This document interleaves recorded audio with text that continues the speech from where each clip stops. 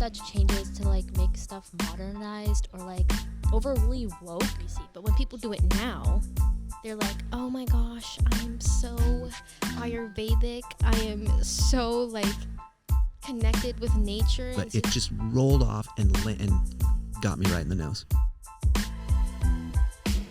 Welcome to Live from M5. I'm your host, Ashley, and I'm here with Mrs. Siska. Okay.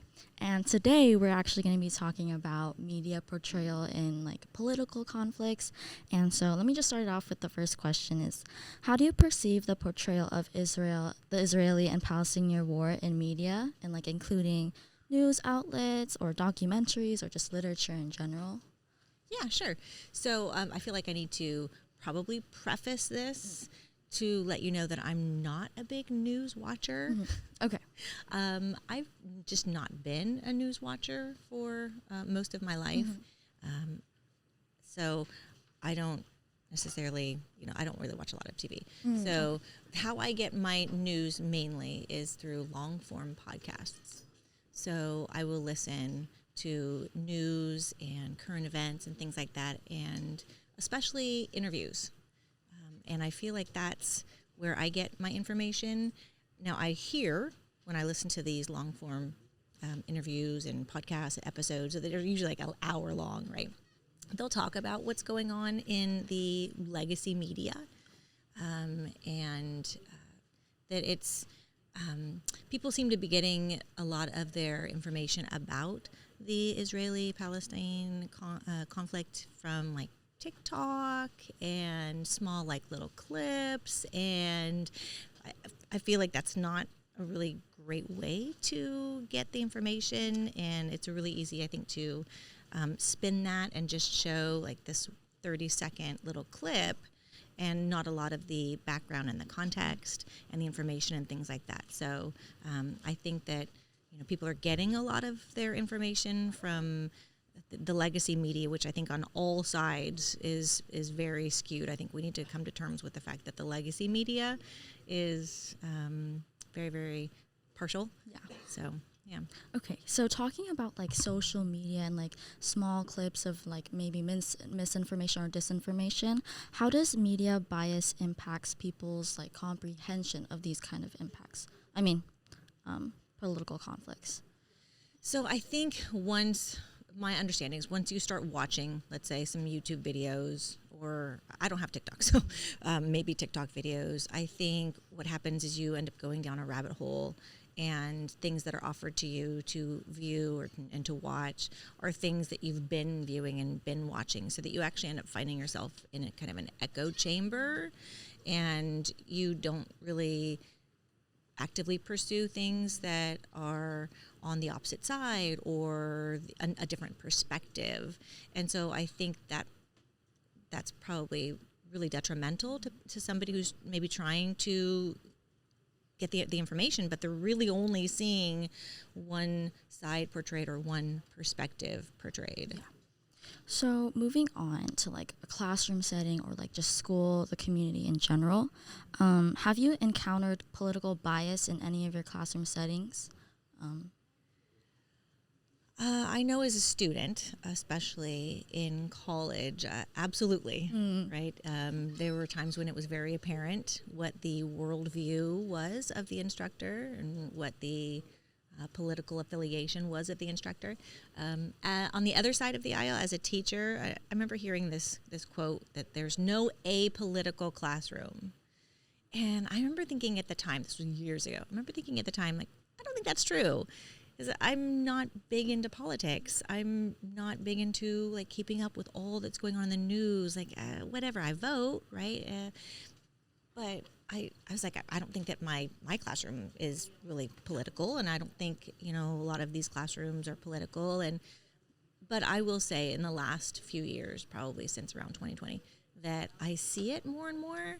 And I've come to terms with seeing it more and more and being more aware, and then also making sure, looking at myself and, what's going on in my own classroom as well. But there's absolutely political bias in some classes. So in terms of like how we're studying night, because, how do you like go about kind of talking about the Holocaust and or just any like kind of conflict in general in your classroom, especially if you're teaching? Like, how would you go upon kind of like going around, beating around the bush? Like, how would you? Yeah. So specifically with night, like, I guess maybe probably what we should make sure that we do is we define our terms, right? So when you say political or politics in the classroom, so what are people's ideas of politics? What do you mean by politics? Because I think what happens sometimes is we talk about, oh, this is political, but in my view, I don't necessarily think it is political. So everybody has their own worldview. Like, no matter who you are, you have your own worldview. And I think sometimes people say, well, that's political. And for me, that would be more, maybe that's cultural, or maybe that's demonstrating your worldview, or maybe that's moral, right? It has to do with morality, not with politics. So with Night is, historical, and it's a memoir.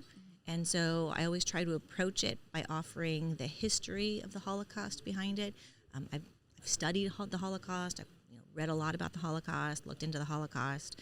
And so like the things that I try to provide, like video clips or pictures or articles, short stories, poems, things like that. Like I try to make sure that, they're true, and I've looked into them and I've researched them. And so like for me, the Holocaust isn't a political event. It's a historical event, and it had more to do with morality and people's worldview, if that makes sense. So in our classrooms, especially, I know that there are some people who may be insensitive to like these topics. How do you feel about students' like insensitiveness towards like these historical events? So do you mean like they're insensitive towards like the Holocaust in general, or Night the book, or what I would say probably the Holocaust. Like if say we're watching a video and they like make fun of it, or maybe like say remarks or some like taunting.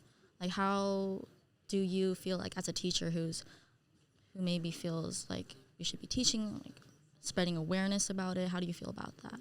So I guess I would ask the question, what specifically are they doing that you, or have you heard, or? Maybe it's just like say like maybe we're on the walk outside the classroom and they're like making fun and just saying like, oh, like I could survive that, or I don't know how to explain it, but just kind of not really reading into it and like kind of feeling for the people. Not taking it seriously. Yeah, not taking it seriously. Yeah. Okay, so I guess I would wonder why they're doing that, right? And I think we cannot attribute their intentions and like assume that, oh, it's because they're cold or because they hate Jews, right? Or they don't believe the Holocaust happened. I think that we can't assume that. I think sometimes people deal with like violence and atrocity and inhumanity in different ways.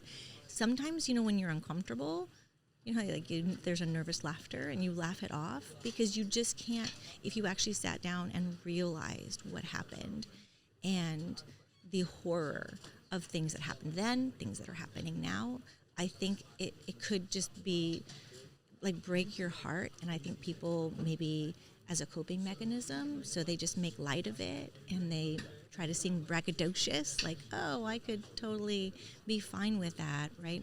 And so I don't know why, if students are doing that, on their own outside of classroom. I'm not sure why. I would love to have a conversation with them about why. And I think sometimes we just don't want to come to terms with things that have happened like that because they're horrible. And I think in order to come to terms with it, I think sometimes we have to imagine ourselves in those people's shoes. And then, like, maybe imagine your family. Like, if this happened to your little sister, if this was your grandmother, like, trying to put a personal face on things and stepping into those people's shoes and helping us to get that perspective might help a little bit with those people who aren't taking it seriously. Okay, that's great. So I have a different kind of question. It's how would you help identify like news bias, or not news bias, but just media bias in general? How would you go upon identifying that? First of all, every news has a bias. Every news. So you have to try to pick and choose the ones that are a little bit more honest with their bias. Like they might come out and say, hey, we are this kind of an association. Like we lean this way. So looking for that. And then there are some websites out there that try to rank the different media, and okay, this media falls over here, this media falls over here, this one's kind of in the unbiased or impartial category. Again, everybody has a bias, but trying to find that middle ground. And then if you do offer something on one side, try to offer something on the other side as well, because again, that echo chamber, we're trying to get ourselves out of the echo chamber and find different perspectives and different views, and just challenging yourself with the other, I guess, like side, for a better word. Yeah.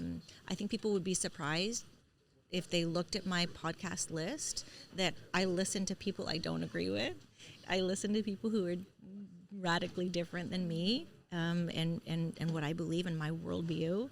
And when I read a lot of books, and I try to read things that like I don't necessarily agree with, but that sometimes I come away with, okay, that's a good point. That's interesting. I never thought about it that way. So when you're saying like getting a wide perspective of everything, how do you think that's valuable to how you see things, and maybe differently than someone maybe that's just focused on one? Like, do you think it changed? I think it's valuable because you can, hopefully, people can be open to, okay, that's an interesting idea, and not that it changes their whole worldview or anything, but it could just kind of plant a seed. And okay, that's interesting. I never thought about it that way. And helping a person to be more open and less closed off, if that makes sense. Yeah, that makes a lot of sense. So I think we should wrap it up. But do you have any last words you want to say about like media bias, or just like saying anything like in your classroom that happens, or do you have any last words? I'm a lover of words. So I love words. As you know, in my classroom, I have quotes all over. I put up a quote every day out. And so I have a couple quotes that I love. One is, the way to beat a bad idea is with a better idea. And so I think if you discuss different ideas, right, and hash that out. And then another quote is, be egalitarian towards people, but then be elitist towards ideas. And so the more that we can discuss and debate and talk about ideas respectfully, then everybody wins. Yeah. Thank you so much. We're going to end it here, but thank you. Yeah, thanks for having me. Hi, I'm Trey, part of Rockland Media. If you liked your podcast, go ahead and like and subscribe. And if you'd like to read more articles and learn more about your campus, go ahead and visit rocklandmedia.org.